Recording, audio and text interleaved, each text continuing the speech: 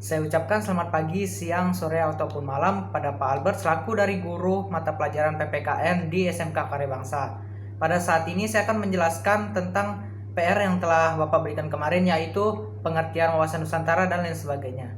Sebelum itu, perkenalkan, nama saya Nathanael Jason Karisma Putra dari kelas 10 jurusan Rekayasa Perangkat Lunak SMK Karya Bangsa. Baiklah, untuk materi yang pertama yaitu pengertian wawasan Nusantara. Wawasan Nusantara berasal dari kata wawasan dan juga Nusantara. Wawasan berasal dari kata wawas atau bahasa Jawa yang berarti pandangan, tinjauan atau penglihatan indrawi. Selanjutnya muncul kata mawas yang berarti memandang, meninjau atau melihat.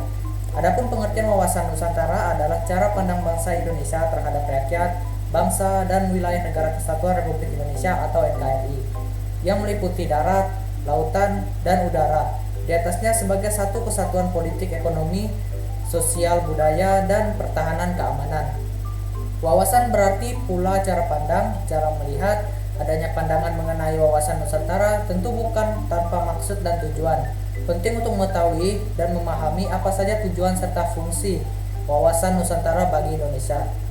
Wawasan Nusantara menurut beberapa ahli. Yang pertama menurut Profesor Wan Usman. Menurut Profesor Wan Usman, wawasan Nusantara adalah cara pandang bangsa Indonesia mengenai diri dan tanah air sebagai negara kepulauan dalam segala aspek kehidupan yang beragam.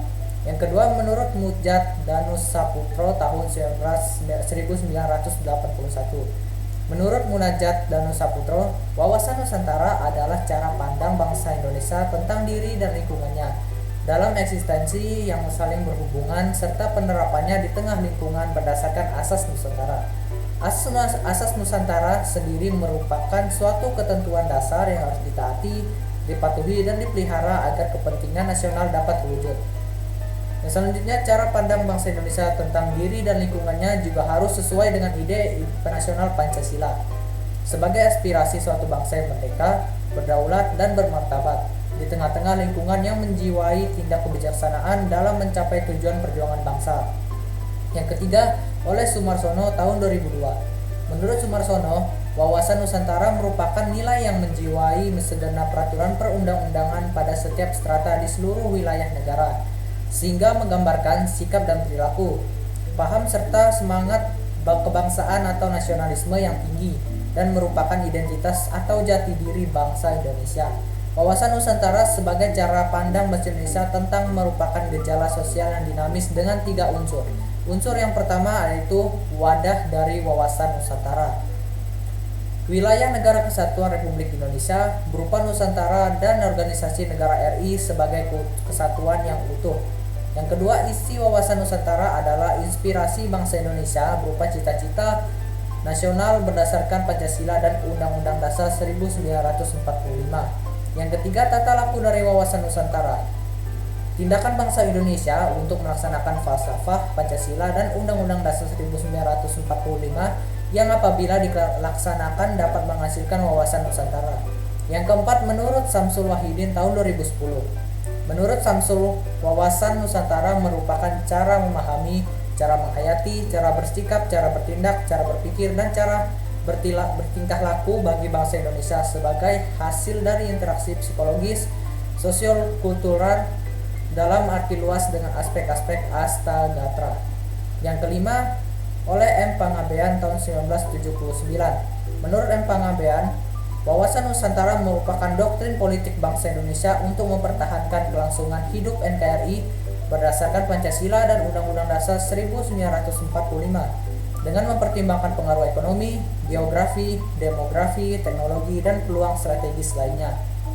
Wawasan Nusantara sebagai geopolitik Indonesia dan nilai yang terkandung di dalam wawasan Nusantara telah diintegrasikan dalam 5 aspek secara intern, yaitu kesatuan wilayah, kesatuan bangsa, kesatuan ekonomi, kesatuan budaya, dan kesatuan pertahanan.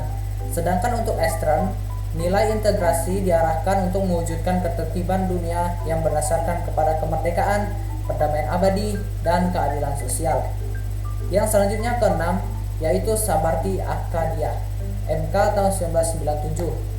Menurut Sabarti Akadiah, wawasan Nusantara adalah cara pandang bangsa Indonesia tentang diri dan lingkungannya sesuai dengan Pancasila serta Undang-Undang Dasar 1945.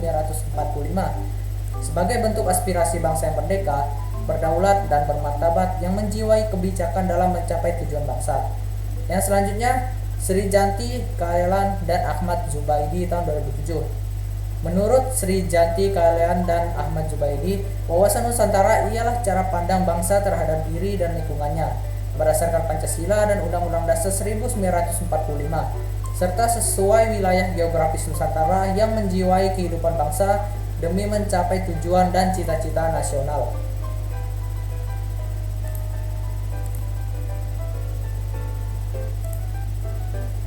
Yang selanjutnya adalah beberapa asas wawasan Nusantara. Yang pertama adalah asas solidaritas. Solidaritas adalah perasaan emosional dan moral yang terbentuk pada hubungan antar individu atau kelompok berdasarkan rasa saling percaya, kesamaan tujuan dan cita-cita, adanya kesetiakawanan dan rasa sepenanggungan. Sikap solidaritas sendiri merupakan bentuk kepedulian terhadap orang lain. Sikap solidaritas sudah selayaknya dijalankan oleh seluruh masyarakat Indonesia tanpa membeda-bedakan dari dan kepada siapa. Kesetiaan menjadi tonggak utama dalam menciptakan persatuan serta kesatuan suatu negara. Rasa setia kawan atau solidaritas dapat menjadi kekuatan tersendiri untuk mewujudkan tujuan dan cita-cita nasional. Asas yang kedua itu adalah kejujuran. Kejujuran dalam berpikir serta bertindak menjadi sebuah asas wawasan Nusantara yang sangat penting. Berani berpikir dan bertindak hanya yang sesuai dengan fakta serta kenyataan wajib dilakukan demi tercapainya kemajuan. Yang selanjutnya adalah asas kesamaan tujuan. Mempunyai tujuan serta kepentingan yang sama. Sebagai contoh, di masa kemerdekaan saat semua rakyat Indonesia melakukan perjuangan bersama-sama mengusir para penjajah. Dan yang terakhir adalah asas keadilan. Seluruh elemen masyarakat mempunyai hak yang sama dapat dalam mendapatkan keadilan dan mewujudkan tujuan serta cita-cita nasional. Tidak boleh merugikan pihak tertentu maupun mengutamakan kepentingan kelompok atau golongan sendiri. Hal ini berlaku dalam segala aspek kehidupan bernegara, baik keadilan secara hukum, ekonomi, politik, serta sosial. Sekian penjelasan saya tentang wawasan Nusantara, pengertian, fungsi, dan lain sebagainya untuk di video kali ini. Saya ucapkan selamat pagi, siang, sore, ataupun malam kepada Pak Albert. Sekian dan terima kasih.